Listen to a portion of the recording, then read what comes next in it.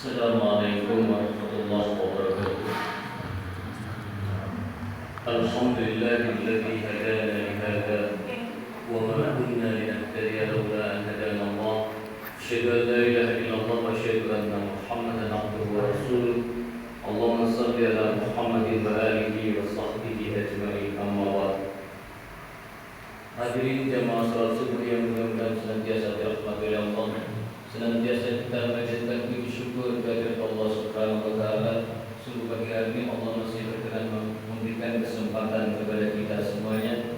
Mudah-mudahan aktivitas kita pada subuh pagi hari ini senantiasa diridhoi dan diterima oleh Allah Subhanahu wa taala. Amin. Bapak Ibu sekalian, pada subuh pagi hari ini saya ingin membahas tentang al-ahkamul khamsah.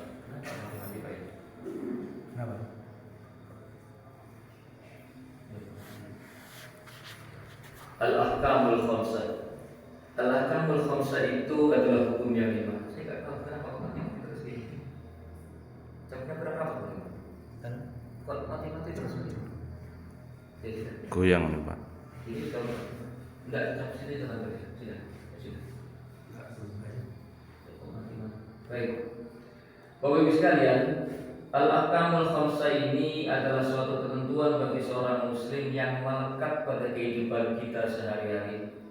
Karena apapun yang kita lakukan pada setiap saat itu selalu berhubungan dengan al-ahkamul khamsah itu, hukum yang lima. Apa yang kita lakukan itu selalu berkaitan dengan hukum yang lima.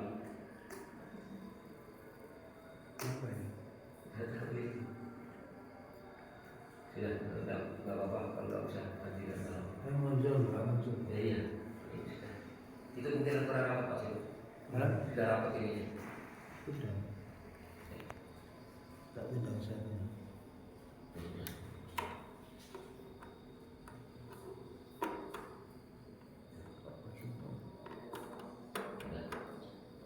Baik, kalau kita nggak usah terlalu.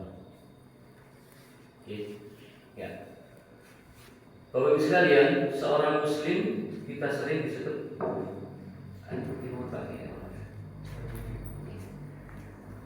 ini sampai jam berapa Pak kita Pak? Kalau tadi sampai 20 separuh ini sekarang jam 5, jam 4, 10, 12 menit. Bapak Ibu sekalian, setiap muslim, ya kita konsentrasi ngaji dulu, disebut dengan mukallaf. Kalau orang baru masuk Islam disebut dengan apa? Mukallaf. Iya. Apa bedanya? Orang mukallaf itu dari bahasa Arab taklif. Taklif itu artinya orang yang dibebani. Jadi setiap orang muslim itu dibebani Bapak Ibu. Sejak lahir kita dibebani. Maka waktu masih anak-anak kita belum punya beban, hukum taklifi namanya.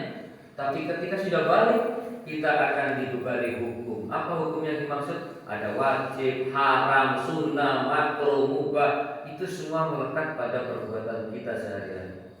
Kalau kita melakukan sesuatu, pasti tidak terlepas dari hukum yang lima yang disebut al-ahkamul khamsah ini. Kalau perbuatan kita itu bukan wajib, mungkin sunnah. Kalau bukan wajib, bukan sunnah, mungkin kategorinya haram.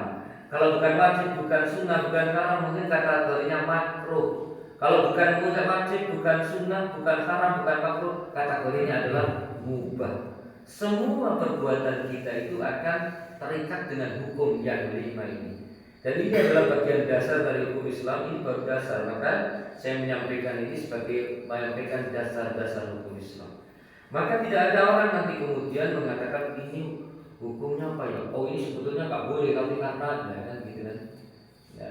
Apa hukumnya ini? Jadi remeng-remeng. Jadi kita tahu dulu hukumnya yang lima ini, baru apa kategorinya yang lima ini. Baik, kita mulai Bapak Ibu. Kita mulai dari hukum taklifi. Hukum taklifi itu semua kita dibebani Allah dengan hukum. Hukum taklifi itu menghendaki seseorang melakukan sesuatu pekerjaan atau meninggalkan suatu pekerjaan, ya, atau melakukan pilihan antara melakukan atau meninggalkan. Itu hukum taklifi. Misalnya dibebani untuk melakukan misalnya sholat wajib, puasa wajib. Atau jika seseorang dibebani meninggalkan larangan, meninggalkan minuman keras, itu juga hukum taklifi. Taklifi itu artinya pembebanan. Dan kita semua memikul beban itu. Apapun yang kita lakukan akan kita berhadapan dengan hukum itu. Nah, Bapak Ibu, pembagian hukum taklif ini dibagi dalam 5 bagian, yaitu wajib, sunnah, haram, makruh, dan mubah. Ini kan sudah kita kenal sejak kecil. Ayo kita kupas agak mendalam sedikit. Dari kecil kita sudah bahas ini, sudah tahu semua insya Allah. Ayo kita mulai pembahasan. Yang pertama wajib. Apa sih yang dimaksud wajib dalam Islam itu? Ya, kita semua sudah punya pengertian pemahaman.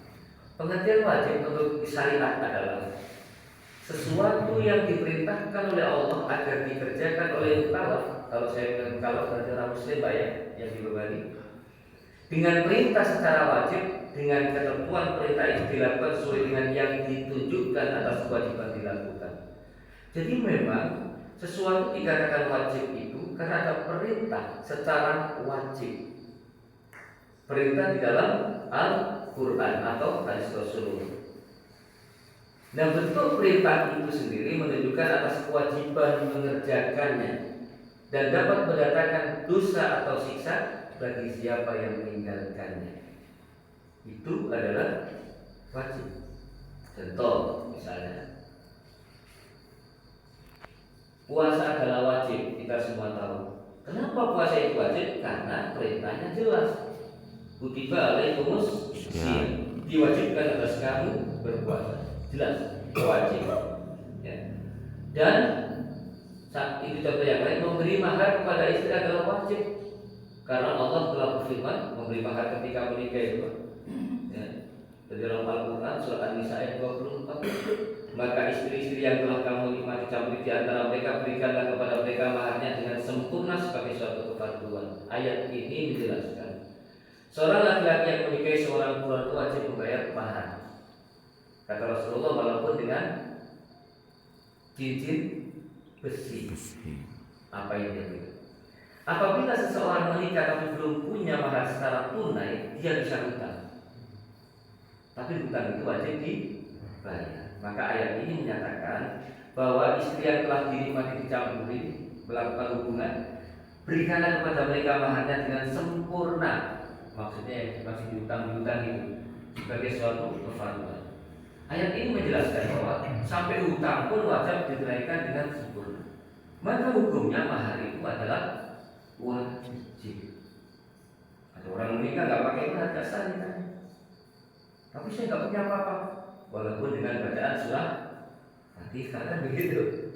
Itu bagian jelas mahar itu hukumnya wajib. Baik, kita lanjutkan. Dari segi perintah menunaikan melaksanakannya, wajib itu terbagi menjadi 2. Kan kita mengenal ada wajib kifayah, ada wajib ain. Betul ya? Ada wajib aini, bahasa syariatnya wajib ain, dan wajib kifai yang kita kenal dengan wajib kifayah. Wajib ain itu apa? Adalah kewajiban yang diberikan oleh Allah untuk dikerjakan oleh masing-masing individu muslim dan tidak mencukupi perbuatan seorang mukallaf tentang hal itu bagi yang lainnya, seperti sholat, zakat, haji, memenuhi janji, menghindari minuman keras, menghindari berjudi dan sebagainya. Itu adalah wajib ain. Jadi tidak bisa dikerjakan oleh orang lain kecuali ada dalil. Kadang-kadang di kampung kita ada orang tidak sholat, mau meninggal disolatkan oleh orang, dibayar orangnya. Ya. Saya tanya, sholat fardu itu wajib ain atau wajib kifayah? Kalau wajib ain berarti harus dikerjakan setiap pribadi. Ya, orang nggak sholat terus disolatkan orang, dibayar terus itu tidak ada dasarnya. Orang meninggalkan sholat itu hukumnya dosa, bukan dosa besar. Kalau dia waktu hidupnya meninggalkan sholat, ya sudah dicatat dosa oleh malaikat. Waktu meninggal sudah disolatkan banyak biar untuk beramal. Itu hutang pribadi atau hutang keluarganya? Sholat itu kan pribadi, Pak. Maaf, misalnya seseorang tidak sholat, dicatat oleh malaikat dia meninggalkan sholat dosa. Dan sholat itu ada waktunya, ya. Kalau dulu sampai sebelum asar sudah habis waktunya. Setelah itu berarti dia mengerjakan sholat kecuali dalam keadaan utuh